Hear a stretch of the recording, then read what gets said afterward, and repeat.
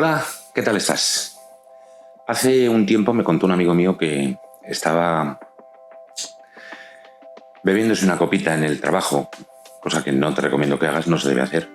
Y apareció su jefe y le dijo: a ver, Martínez, no le tengo dicho que no se puede beber mientras se está trabajando. Y mi amigo, ni corto ni perezoso, le contestó: no se preocupe, jefe, no estoy trabajando. Bien, pues espero que eso no te pase a ti nunca en tu trabajo.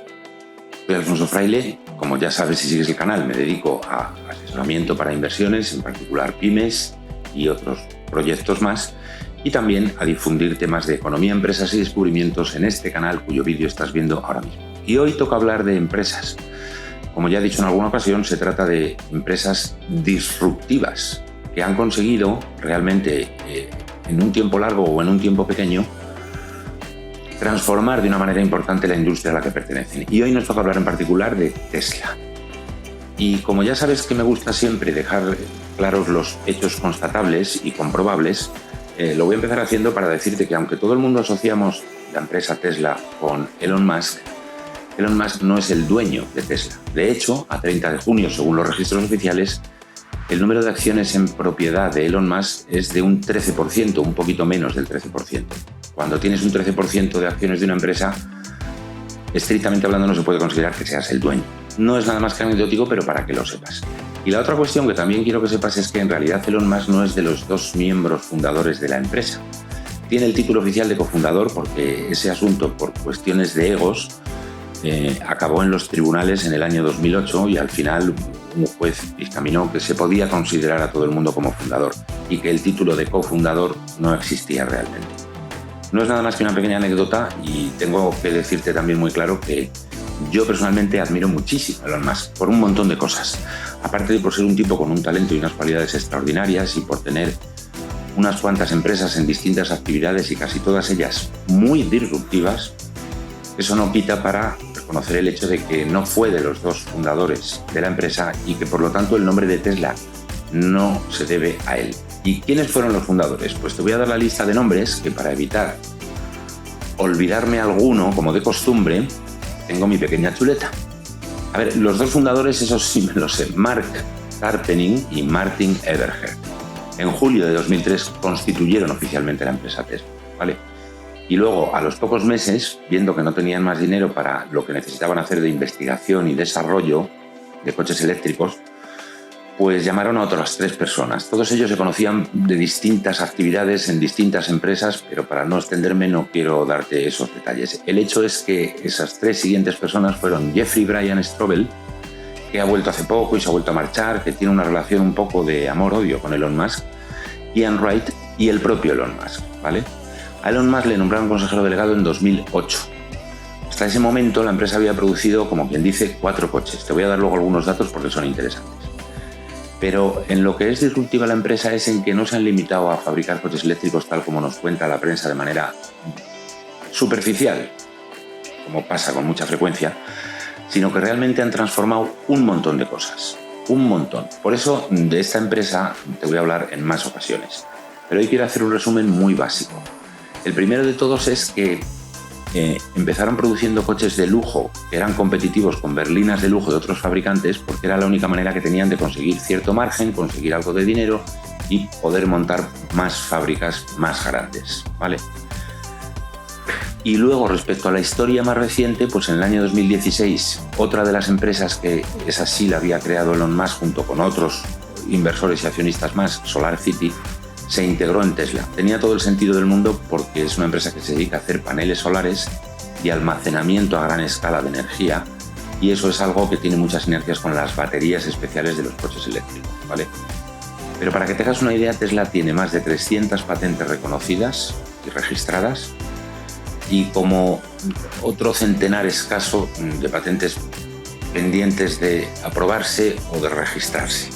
Muchas de esas patentes, por decisión de Elon Musk con su comité de dirección, se han abierto al resto de fabricantes. Y no solo eso, aunque para el público, para ti y para mí, Tesla compite con otros fabricantes, en la práctica colabora en unas cuantas cosas. Con Toyota, con General Motors, ha colaborado con varias empresas más. La primera fábrica que ocuparon estuvo en California, sigue estando en California, en Fremont, Palo Alto. Y esa es una fábrica que desecharon Tesla y General Motors, en la que habían estado haciendo pruebas e investigando para motores de coches eléctricos porque los consideraron inviables a escala industrial. Fíjate qué paradojas. Luego Tesla tiene un montón de innovaciones de las cuales te voy a ir contando algunas poco a poco. Hoy no te voy a contar todas, solo que la patente más importante que tienen y para la que han destinado una fábrica exclusiva de baterías de iones de litio son las famosas celdas 4680. Las celdas 4680 tienen que ver con las dimensiones de los cilindros que se integran en la plataforma, que va en el suelo, y tienen que ver también con otra cosita que si la encuentras en internet y la quieres dejar en los comentarios, pues adelante, si te ha suscitado suficiente interés. Y luego, la producción de coches de las que te hablaré, pues no ha parado de crecer, ¿vale? Dicho lo cual, para que veas un poco lo que son las cifras, y con esto quiero terminar el vídeo de hoy, porque te hablaré más veces y con más calma, te voy a contar una cosita, un momentito. Vale, aquí estás viendo en un cuadro desde el año 2011, desde el año 2010 para ser exactos, desde el año 2010, las ventas de unidades. Desde 400 coches en el año 2010 a 1.313.000 el año pasado. Este año van a alcanzar aproximadamente 1.800.000. Pero es que en el año 2015 solo vendieron 50.000. ¿Qué pasaba? Que muchos decían, bueno, está muy bien, como algo exótico, como algo pintoresco, hacen una investigación interesante, nos ayudarán a todos a investigar e irnos transformando poco a poco, pero realmente esto no son cifras serias, ¿no? Una empresa que fabrica coches y vende 50.000 no tiene mucho sentido. Desde entonces han montado una fábrica gigante en Shanghái, en China, otra en Berlín, otra en Texas, la más grande, la fábrica más grande de coches de la historia de la humanidad hasta la fecha, con diferencia. Y en esa fábrica, además de coches, también siguen investigando con baterías para seguir mejorando y optimizando. Además de eso, te puedo decir que este mismo año, hace pocos meses, 2023, Tesla ha conseguido instalar el cargador número 50.000 en el mundo. La mayoría están en Estados Unidos, pero tiene ya unos cuantos en Asia y en Europa, ¿vale? Entonces son cifras descomunales, como estás viendo. Pero no solo eso, de vender 117 millones de dólares en un año, en 2010, a 81.400 millones de dólares en el año pasado. Y este año probablemente estén cerca de los 100.000 millones de dólares. De 900 empleados en el año 2010 a 110.000 el año pasado, y este año van a superar los 120.000. Y es posible que incluso alcancen los 130 o 140.000. Ya veremos a ver cuando empiecen a dar cifras. Las ventas por empleado no han parado de subir, y este dato, que es muy interesante, te lo comento porque indica la eficiencia de una empresa que fabrica productos, ¿vale? Y el ingreso por coche, sin embargo, no ha parado de bajar. ¿Por qué? Porque para conseguir vender muchos más coches tienes que tener un precio barato. Los primeros coches los podían comprar 4 ricachones, nadie más. Los coches actuales los puede comprar casi todo el mundo. Pero no solo eso. Gracias a la investigación y desarrollo, Tesla no invierte ni un euro en publicidad hasta este año, 4 cositas puntuales en Estados Unidos, a diferencia del resto de fabricantes de automóviles. ¿Y en qué emplea ese dinero? Emplea ese dinero en investigar y desarrollar. Tiene patentes desde fabricación de chasis, con unas planchas encargadas especialmente, hasta el propio diseño de las celdas 4680. Tiene un montón de cosas que realmente son muy disruptivas en el sector. Y ahora que empieza a hacer pupa, porque ya la cantidad de ventas es notable, 1.800.000 este año, llevan aumentando a una tasa cercana al 50, un poco inferior al 50% anual desde hace 6 o 7 años,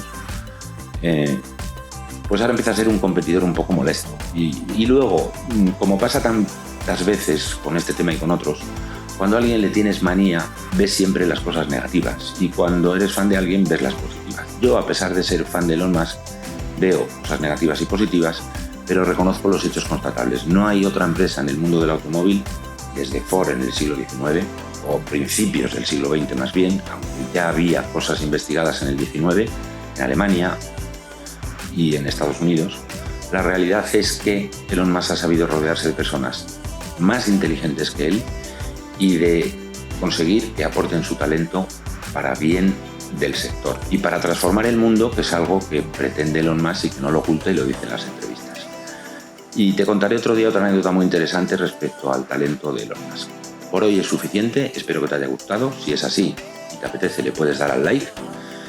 Y te recuerdo una vez más que este es un canal empapado de libertad con principios, porque sin principios la libertad no tendría sentido. Que te vaya muy bien. Chao.